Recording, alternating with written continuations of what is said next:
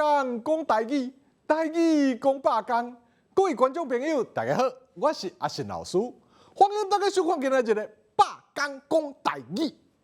今日啊，要和观众朋友分享的主题是款行李讲台语。咱讲啊，自从疫情解封了后，咱台湾人出门旅游的气氛啊，就变甲强滚。毋若是有机会，就要去外县市住眠。有时啊，大家嘛会买机票飞出去国外佚佗。无论是咱要去外县市，还是要出国，要出门之前啊，就是爱先款行李啦。毋过啊，像行李一个人几公斤，护照和签证敢有查，旅行平安险敢保啊，这简单的对话啊，咱今仔日就无要去讲啊。今仔日咱的百讲讲台语啊，要来和观众朋友分享的主题是和出国用网络有关系的台语对话咯。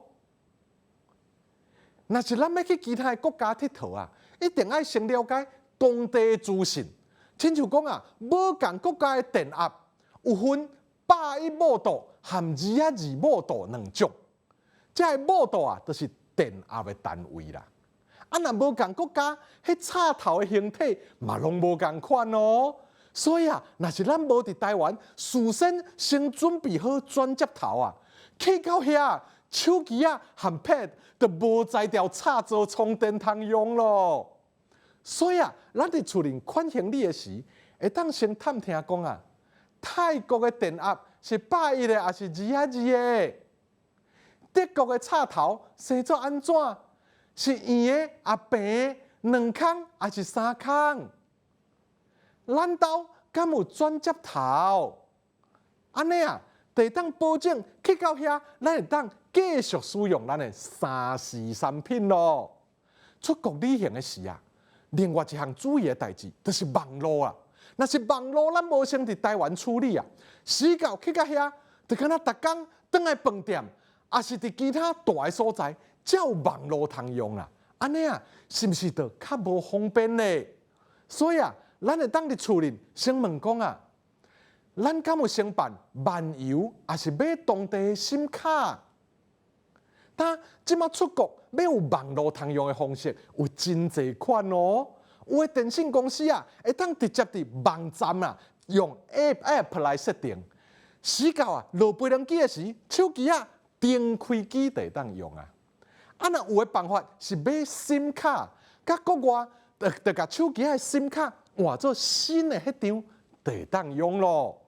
大家啊，会使经家己下用的方法来处理。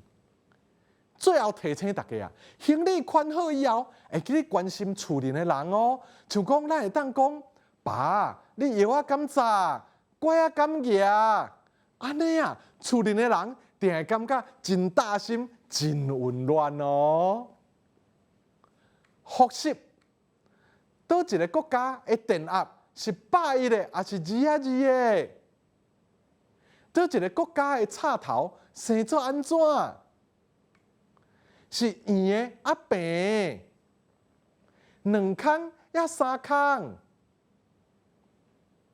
咱兜敢有转接头？咱敢有先办漫游，还是先买当地的SIM卡？爸，你药啊敢查？乖啊敢举？各位观众朋友啊，款行李讲台语，听着真趣味哦。